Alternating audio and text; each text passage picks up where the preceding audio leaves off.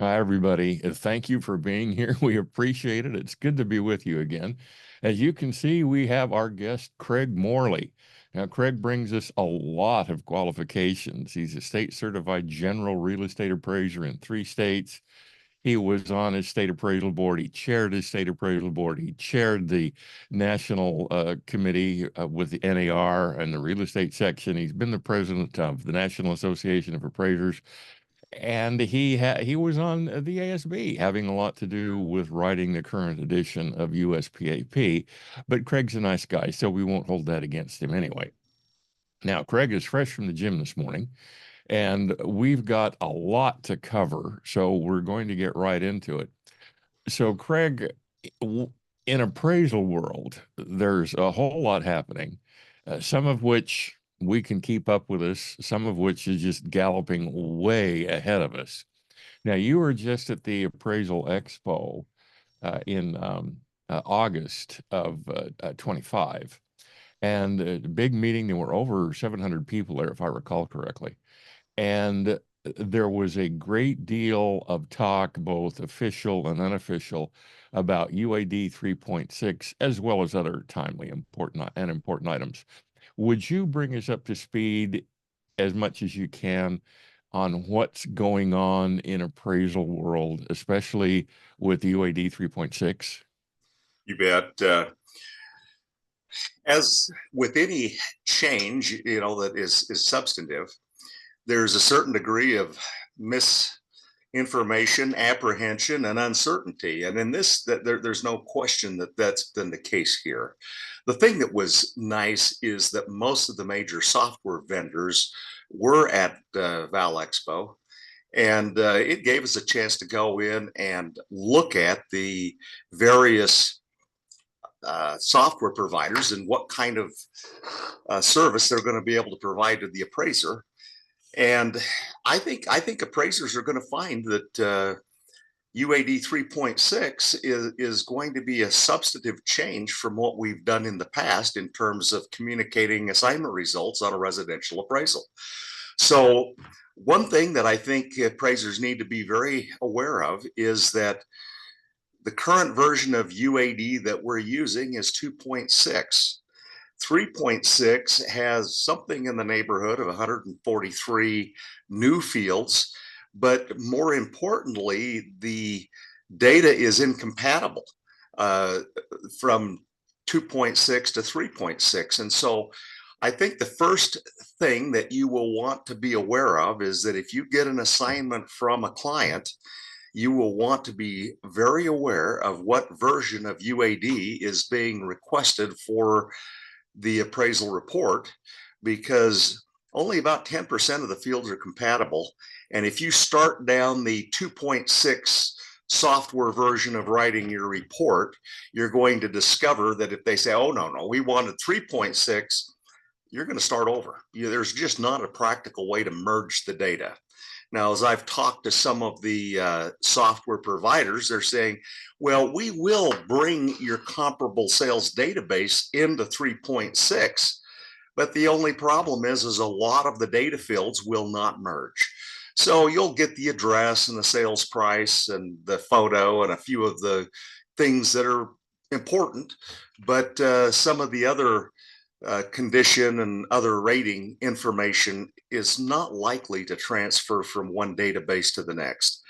And so I think it's important to realize that they're just really not compatible with each other. And what we're finding is that Fannie Mae and Freddie Mac have basically said, we've only approved a handful of lenders to begin. I think it's the September 8th rollout.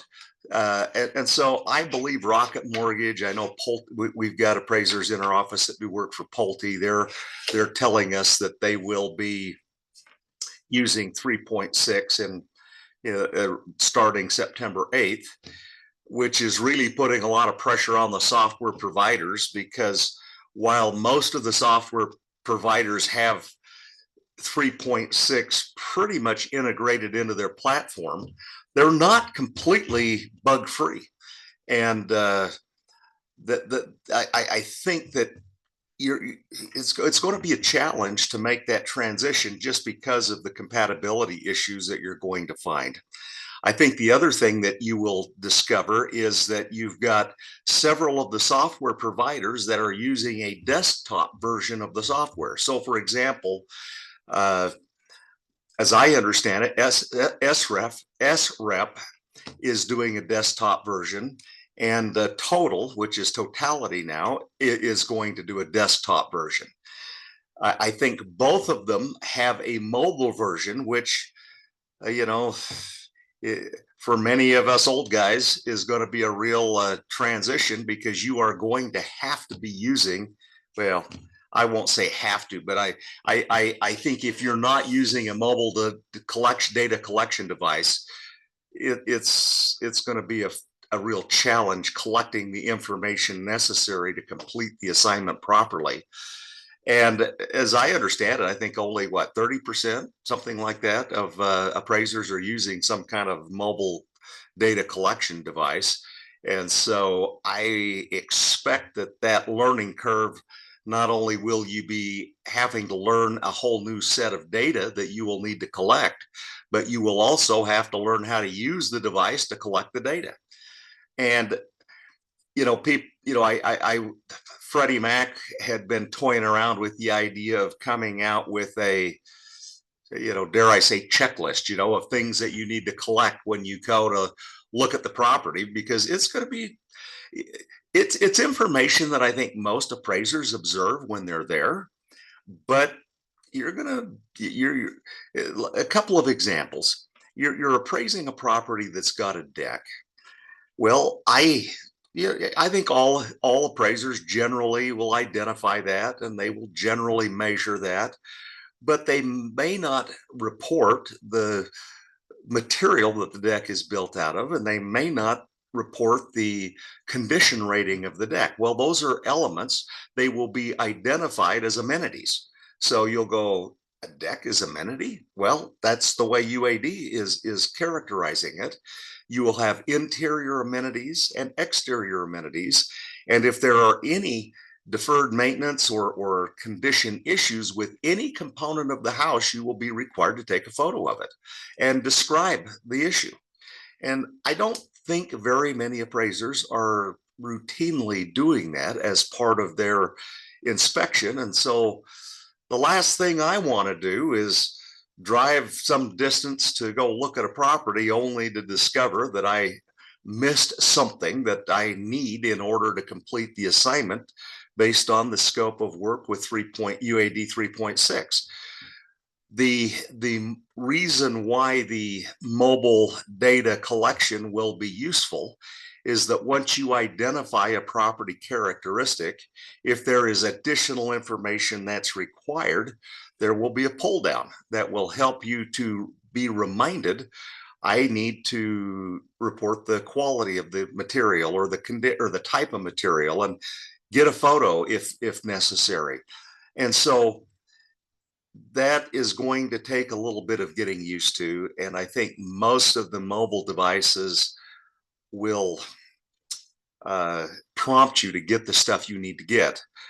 That having been said, I had worked with Total's mobile device, and currently, I mean, in full disclosure, we are currently using Total's software, and but they're still working through some of the glitches in the mobile data collection. So the current version that you're using for 2.6 isn't going to work for an assignment that requires 3.6. And so I think for those of you who are looking to make that transition, I think first of all, you better discover if your client's going to accept it and be ready to use it. And secondly, you better make sure that you are able to collect all of the necessary information to complete the assignment. And I think what you're going to find is that the number of clients that require immediate adoption is going to be relatively slow. So you're going to be bouncing between the two UAD versions if you have clients that want 3.6. And it's just going to be a little bit of a challenge. I I know for me personally, I'm anxious to figure out how to use and complete the assignments using the new data standard. I'm not anxious to start actually providing reports using the data standard until some of the bugs get worked out, because I think things will be a little glitchy, at least for the first while, which is why they're doing a limited rollout on starting on September 8th. You'll see a graduated uh, rollout of the standard. And I think by the end of next year, you're pretty well going to see everybody wanting to use that information. I do have a little worksheet that I'd put together that outlines the dates. If anybody wants it, have them reach out to me and I'll send that to you. Plus, Tim, you'd seen a little satirical video that I had made about 3.6. If you want that, we can put a link to that, I suppose, if you want to watch it. It just, you know, I always find it interesting that the folks who don't actually use the software are the ones who think that this is going to save a lot of time. And you got over 140 new data fields. You got lots more photos you got to take. You got lots more data that you need to collect. Some of the things, you know, this isn't going to be hard. You're just not accustomed to doing it. So, for example, I'm going to be required to show the difference between the front door threshold and the finished grade elevation. Is it a foot, 2 foot, 3 feet? And you're going, well, what on earth does that have to do with the value of the property? Well, at this point, maybe nothing. Maybe it does. But what you're finding right now, and there's a crisis going on in the real estate world with homeowners insurance. And you've got some areas that are prone to natural disasters, such as flooding, where the risk of flooding is much higher for properties that have a low finished floor elevation. And the GSEs are wanting, I believe at least, I can't speak for them, but I believe what they want is to be able to collect that data so that they can assess the risk associated with the property for natural disasters. And so you will begin to see more and more information about the risk associated of a natural disaster associated with the property. I was up helping a real estate agent friend of mine with a listing and doing some valuation work up in kind of a wooded area. And this fellow, in order to get his homeowner's insurance down to a point that was reasonably affordable, had to go in and do a complete, and this was a big lot, couple acres. I know for some areas that's not very big, but around here that's pretty big. And they had to go and do a complete scrub of the site, remove any shrubs and deadfall, and prune the limbs of the trees up, and keep the distance between the trees at least 10 feet, and have a buffer between the house and the natural vegetation, so that his fire, so he could get homeowners insurance and have it at a rate that was reasonably affordable, because he backed onto public land. And if you get a wildfire, they're trying to find some ways to mitigate the risk. And so you will begin to see more and more of that as a issue, and it may or may not be. I think eventually it could be a valuation issue. I'm not sure at this point that many appraisers are going to be looking at it and saying, well, I'm going to make a condition adjustment because of the finished floor elevation, or because of the proximity to wooded space, or those kinds of things. But the day may come where we have enough data to make some kind of an assessment. And as the cost of homeowners insurance continues to escalate, it's certainly going to factor into a buyer's decision-making matrix to determine, is this the home I want to buy? And what price am I willing to pay? And will there be a cost to mitigate so that I can get affordable homeowners insurance or not?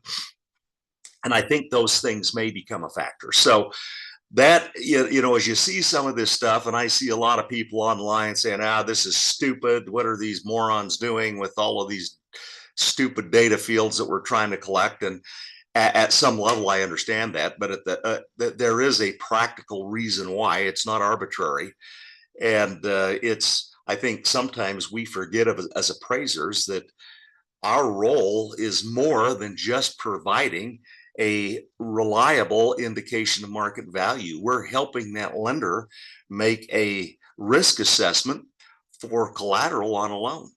And even though the value may be there and the market may respond from a value perspective in a certain way, it still might be a higher risk of default because of some of these external characteristics due to wildfires or flood or hurricanes or whatever it may be. And so I think if we will keep that in mind, some of this information may begin to make a little bit more sense. And I know for me, one of the frustrations that I frequently have is that I've got all this marvelous information about my subject property, but I have nowhere near the same detail of information with the comparable sales. And without that same level of details, it affects the reliability of the analysis. If my comp, if I don't know the size of the deck or the condition of some of these amenities, it may impede my ability to properly analyze those differences. And I think many of you have seen some of the MLS photos where they go in and stylize these things, and they look like they're, this beautiful palace. And then you go look at it and think, wow, it looked a lot better in the pictures than in real life. And it kind of can affect your quality and condition ratings, just because in reality they don't look quite as good in person as they do with all of the enhancements and effects that are done in presenting the property for sale in the MLS. But those are just a few of the things that have been presented, and I think the initial learning curve is going to be pretty steep. If you don't know how to use a mobile device, go get one. The reality is you're going to need a mobile device. For example, I currently use a Samsung S23 Ultra, which has magnificent cameras. It has a stylus that's built in. I've got it set up so that I can upload PDF floor plan sketches, and then I can put it on my device and make all kinds of little notes and draw in a little floor plan. And because it's scalable, I can zoom in and do the things I need. And then when I'm done, I can upload it into my work file. And for me, it's been a pretty handy tool. The only problem is that it doesn't have LiDAR. And so if you want to start using some of the more advanced floor plan programs, I think ultimately you're probably going to have to look to go into like the iPad Pro. In fact, just kind of a heads up, next month, well, I don't know, in the next couple of months, Apple's bringing out their new iPad Pro. It's going to have the new M5 chip. It's going to have the better cameras. It's going to do some of the things that have absolutely driven me crazy with Apple, in that they're making it to where it's more easily editing PDF files. Your Apple pencils are pretty good. And so if you're looking at trying to make the upgrade, I'd probably wait, a month, but I would certainly start learning how to use the mobile devices right now, so that you're not going through the learning curve of trying to figure out how to learn a new data standard of 3.6 plus learn how to use the mobile device. The first time I tried to do a sketch using a mobile device, I just said, this is not worth it. The brain damage is just too great. And after, so I gave up, for a little while, and I guess I better figure it out, and finally did. And once you figure it out, it's not bad at all. It actually is pretty good. But you got to figure out how to do it. And I've found a few little tips and tricks that, for me, if I'm doing a new home in a new subdivision, I like to just drive through the whole subdivision and video the whole subdivision. And the thing that drove me nuts with the Apple is it didn't have a pause on the video capture. Well, they do now. And so, if I got to a big old stretch of vacant stuff or things that weren't relevant to what I was trying to do, you can hit pause. You can go to the place where you want to go next, hit the play again so that it'll capture a much shorter video. And then you just set this thing up so that it will automatically update to your Google Photos. And when you do that, what you will discover is that it will geocode the location where the video was captured. It will tell you the date. And what I do is I'll just play through, fast forward, get where I want, pause it, take a screenshot, just video capture, paste it in the report, and then I have access to comparable photos that I would otherwise probably miss because the builder doesn't call me until after I get back in the office and I find that perfect comp is not the one I took the picture of. And if it's very far away, it's pretty unpleasant to have to drive a long way to go get one photo. So those are some of the reasons why I see guys still using the digital cameras, and they're great. But if you will learn how to use it with the mobile device, the geocoding and the dating and the ability to upload it to your Google Photos or Apple Photo, whatever you want to use, but it just it is a very useful tool. And if you're doing things like yellow book appraisals for the government, you're under that standard, you're supposed to identify the date and the GPS coordinates of where the photo was taken and which direction you were facing. And so using the mobile device, it geocodes, it gives me the GPS coordinates and the date. All I have to remember is which way I was facing when I took the photo to identify it properly in the report. But those are just a few of the things that I think as we look forward. Now, the reality is it's going to take a little time to figure out how to use this. And one of the reasons I did the satirical video is I got some of these folks that are not actually using this stuff. I think SREP has an operating version of the software. ACI has an operating version of the software, so they say. Bradford almost has. Andy Artledge has got his out in a beta version. Totals is kind of there, but they're all a little reluctant to release the full version, and many of them are going to offer it free, probably through the end of the year, because one of the problems, I think they're trying to work through the bugs, and so, as I'm talking with Jeff Bradford, he said, we'll probably offer ours free through the end of the year. And something to keep in mind is that I'd mentioned that SREP and Total are going to have a desktop version with a app for your mobile device. The other software providers are doing a web-based software application so that you can have a full operational version of their software on your mobile device. The software will not reside on your device or on your desktop computer. And I know there's a lot of people that are kind of thinking, I don't like that idea. I understand why, but I can tell you that if you have multiple offices or if you have assistants or help, it will be a game changer. It will really be nice. And you'll be able to collect the information in real time. And if you're looking at it saying, well, what if I don't have cell service or any of those kinds of things? Well, it will still allow you to collect the data. Then when you get into the cell range, it will then upload it to the to your cloud or web-based application. So they've accounted for that in the software design, and it's going to be interesting to see. I think that I think that you're going to have some pretty good options. And the reality is, if you were ever thinking about changing software providers, now's the time, because your data is not, on 3.6 isn't going to be compatible. And I think they'll offer a lot of these free. The one thing that I think many of you will discover is that their pricing model is going to change.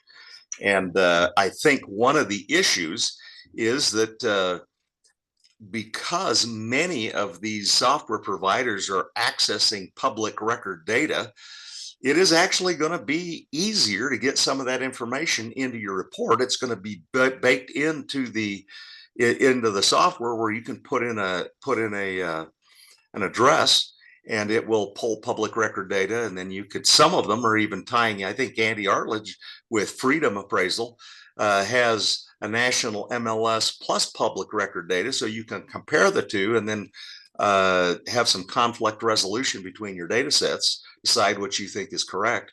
And that'll be nice. A lot of the software is going to have adjustment support baked into the software so that you won't be required. I mean, you won't be purchasing some of the third party applications that will be providing some of the regression or paired sales analysis or other adjustment methods that you might be using. And so while I think several of them are looking at charging on a per report basis, and nobody would commit to a price. But I think most of them are, at least when I was talking to them, kind of off the record saying, oh, somewhere between $5 and $10 a report. And so if you're doing a lot of work, the cost is going to go up. And if you're not doing very much work, it'll probably save you a little money. But it'll be interesting to see how that affects your operating costs to perform some of these appraisals. And you just ought to be aware of that. I think it's something that in the long run, if you're doing pretty much run-of-the-mill stuff, I don't expect that once you become conversant with the software, it'll take that much more time. But I'll tell you what, if you start getting unique stuff, the amount of data you're going to be collecting is going to be significant. You know, if you're routinely doing rural properties with wells and septic tanks, you're going to be asked to get more specific information. If you've got ADUs or multiple units, the amount of information you're collecting on those ADUs is going to probably be more than what you've routinely been collecting. And so you'll have to start probably paying a little more attention to the property type before you accept the assignment, so that you don't get buried on a fee that ends up being a more complicated assignment than what you realized at the outset. And I think you will discover that if you start getting large homes with lots of amenities, it's going to take more time. What many of the GSEs are saying is, well, it's going to save you a lot of time on revision requests. Well, and my sarcastic self says, well, it will save you a lot of time on the revision requests you've been getting now. It's just you're going to get a whole new set of revision requests because you're still trying to figure out how to use 3.6. The way the data will be collected will certainly be easier for the lender users, because you're not going to be hunting through a 2 or 3 page boilerplate addendum that those are going away. And you're going to be putting, relevant specific property information within the sections of the report that are relevant to that characteristic of the property. So any issues with the site, all of your photos, deficiencies, views, all of that stuff will be in the site section of the report. The improvement section, same thing. You got a deficiency, it's in the improvement section. You've got more room to do a more credible highest and best use, or at least a more detailed highest and best use. And the same thing with the sales comparison. You'll have a little more flexibility, but a lot of the data that you have been providing in a narrative format in the neighborhood section is going to be on pull down menus. And it remains to be seen whether that's going to save you time or take more time. But there's no doubt in my mind that at least initially it's going to take more time. So anyway, Tim, that's kind of an overview of that part of it. Of course, AI is a big deal out there right now, and I've been pretty involved with some of that, and I have a few thoughts on what people can do to work that into your workflow. But uh, I think in terms of that, that was my overall takeaway from Val Expo is that it's coming. It's pretty well here. The software companies are pulling their hair out, working 24/7, trying to get the bugs worked out of their software so it'll be operational by September 8th. And I think most of it probably will, but you'll see a few latecomers to the to the party as well. And because it's not a full rollout, that may be okay. But it's going to be interesting to see how appraisers are willing to adapt to some pretty significant changes on how appraisals are going to be written and communicated. Craig, thank you. Let's talk about AI. Now, you just mentioned that, which is why I'm mentioning it. So, talk about how AI is going to fit into 3.6. Talk about how AI is just going to affect pro and con the appraisal industry, the lending industry, and given the prevalence of AI, given the power of AI, and it gets more powerful literally weekly, given the power of AI, what are appraisers going to need to do? And we're not talking 18 months in the future, we're talking tomorrow to master this, to make sure that this very powerful tool is part of appraising. And when I say powerful, I mean is like fire. It's a great servant and a lousy boss. So how can we take AI and turn it into a great employee without it jumping up and biting us? Well, the first thing I think you have to realize with AI that it's not sentient. It's not a person. It has to be told what to do, and it's kind of literal. And so, if you have something in your mind and you don't tell it what's on your mind, you're not going to get it. But if you get to a point where you give it a little flexibility and provide it with enough information, which by the way, go get a paid version of it. The free stuff is fine, but and if you're just trying to mess around with it, that's fine. But you have some significant limitations on the amount of input and output that you can provide on the free versions of the software. And go get a paid version of it and start playing with it. I I haven't personally done this, so I'm going on the word of others, but Galaxy AI is an assemblage of a bunch of AIs, and it will select, you can tell it which of the 5 models you want it to use, and it will do it. And I'm going to make the transition over to that.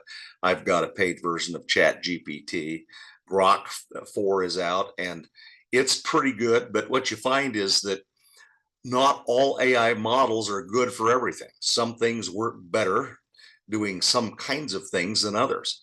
Chat GPT for writing is really good, but it has some limitations on deep thinking and staying current with world affairs, whereas Grok, scrubs the web on real time and will probably have more relevant information if you're trying to get some of the stuff that's happening in real time. But that aside, where I have found the AI to be very helpful, and again, it makes mistakes. You cannot.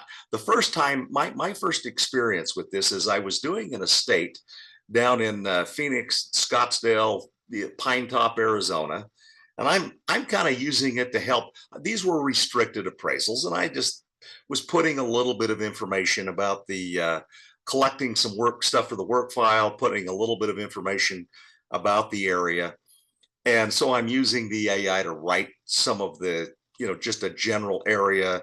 What are the growth trends? What's going on in the market? And it'll go scrape some of this stuff and come up with some pretty good information. And then you can pick what you want to stick into the report.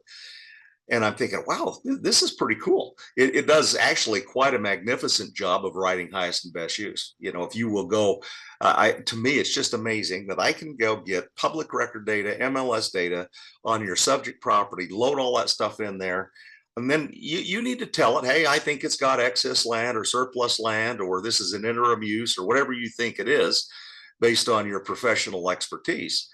But if you will put that stuff in there, it will write you a pretty darn good highest and best use. It's better than most of the highest and best use analyses you'll see in a typical appraisal. And so pretty handy. You want it to, if you kind of know, hey, I'm doing this as a restricted report. This is my client. This is my scope of work. Will you write that for me? It'll write it out for you and do a really nice job. You want it to write a letter of transmittal for you, does a great job. Certifications and extraordinary assumptions, or I mean, general assumptions and limiting conditions, not bad. But it works really good if you take a good certification and say, will you write this for me for this assignment? It'll do a magnificent job doing that. Oh, by the way, I appraised this property for another lender a year and a half ago. Include that in my certification. Does a beautiful job doing that. If you've got a transmittal letter that you like and you've got a new assignment, I can upload that that letter and say, will you rewrite this for this new assignment with this, and this is the result, and all. It'll write that just beautifully. So I can upload, this is the part that just kills me, is that I can get PDF files of MLS data, plug it into this thing and say, will you take these PDF data sheets that I've uploaded from the MLS and give me a little summary table. And sometimes I'll have to ask it a couple of times to get it the way I want it, but it'll do it. And oh, will you identify the ones, read the comments and identify the ones that are on a golf course? And if the agent was bright enough to put the golf course information in there, it will tell you. And you can say, okay, I've got a bunch of these here. Will you filter out the outliers so that I just end up with the ones that fit within this general criteria? You can put 20 sales in there and say, I just want 6 or 8 or whatever I want of the most similar properties, filtering out the outliers, and it'll go do that and give you a pretty good result. So as a writing tool, it's amazing. If you're doing, I pretty much have transitioned almost all of my non-lender stuff to a narrative format. It's just, I can do it faster than I can filling out a form. And it just is easy. And honestly, from a user's perspective, it's a much more usable report and understandable by the people who receive the report. And they just look nicer. I mean, if I'm not doing it for a lender, it's a pretty good way to go about providing. And if depending on circumstances, you can come up with a nice little restricted report format. I'll normally do a letter of transmittal and an executive summary with the sales of the data, or with the summary table of the data that I considered, with my results, with my certification and all that stuff. And you can actually, once you get it done, you can say, okay, now review this for USPAP compliant under the restricted use reporting format, and it'll go and tell you if you missed anything, and it'll give you some pretty good information. So I think the ability to help you diversify and do some of the things, you can ask it, hey, I haven't, I can you give me some suggestions on, I've got this property I'm going to appraise, here's some of the characteristics. What are some of the things I need to be aware of? And what do you suggest? It'll give you suggestions. They're generally pretty good, not always, but not bad. And they'll at least make you think through the problem and help you find a solution. The area where I think that we have been using it a lot is taking data out of the MLS and having it perform analysis, and then giving us, so we'll put a data set of 200 or 300 sales in the data in it. The only thing we found is it won't take a CSV file. It's got to be a tab delimited file for some reason. But when I don't know why. Maybe it'll get to that point, but we'll upload a tab delimited file of a bunch of data. It'll go through and analyze it. And then I normally say, okay, I'm trying to find, I want you to, I always usually tell it, throw outliers out, because that can mess up some of your data. And then I will generally go in and I played with statistics a bit. And what typically what they'll say is get a large model. And that's statistically speaking, isn't a bad idea. But the problem I found is if you get a large data set with lots and lots of variables or lots of variability, uh, it has a harder time identifying, because if you don't have a statistically significant sample set for areas of a particular characteristic. For example, if I only have one sale in my data set that has a swimming pool, and I want to have it identify the influence that a swimming pool has on price, it'll do it. It's just how reliable that's going to be. I need a lot of data with similar characteristics. And if you've got that, it'll do a pretty good job of saying, okay, well, here's the mean uh, uh, adjustment for bathrooms with I usually like to have it give me one standard deviation from the mean. So my range is 66% probability that it's going to be within that range. And you can do that for site, square footage, bathrooms, bedrooms. You'll find that what we're finding more frequently than not is bedrooms are in most market areas that we deal with aren't a statistically significant factor. Square footage is far more a factor than the bedrooms count, and that may not be the case in your market, but that is in ours. And so, but it'll tell us. It'll give you a nice little write up. In fact, if anybody wants to see a sample of our output on some of this stuff, send me a request. Just send me an email, and I'll send you the results that we've got from modeling about 300 sales. And it's the kind of thing that you can at least have in a master file to support your adjustments. And I think it's something that is useful in trying to determine what should I adjust this characteristic for. Well, I've got some data that I've modeled in a market that will help me, refine what that adjustment ought to be. So anyway, that's how we're using it, and that's where I think there's going to be more and more applications for it. But it works pretty well for some of that. Oh, you're muted, Tim. Too many buttons to push. Craig, I put your email address in the background. Okay. So, if someone wants to get a hold of you, they can. All right, Craig. Okay, one more quick question. From a standpoint of the number of appraisers there are about, I don't know, I think there's something like 85,000 separate people. Like you're licensed in 3 states, so you're in 3 times, but you're only one person. So there are about 85 discrete real estate appraisers. Given what we've talked about today, how many of those appraisers, as a percent, how many of those appraisers are still going to be, or how many of those appraisers um, are going to have to apply to plumbing school? Um, I with, think a lot of them are just going to retire. We've got an aging population of appraisers, and I think I know a lot of people that are our age that are going, I'm just going to be done, or I'm not going to do GSE work. I'm just going to do stuff I'm familiar with. I'm tired. I don't want to learn this whole new thing, and so I'm just going to start doing general purpose stuff, and that's okay, But I think that it is going to push a few people out the door. I've heard estimates of 10 to 20%, but I don't know how good that estimate is. okay, now I got the buttons pushed on this one. All right, now this is you and I have generally discussed everything we've already spoken about. Now I'm going to pull something completely out of the air and give this to you. From a standpoint, okay, public trust. USPAP says that whatever we do, we've got to do it in such a manner that it's competent, independent, impartial, and objective.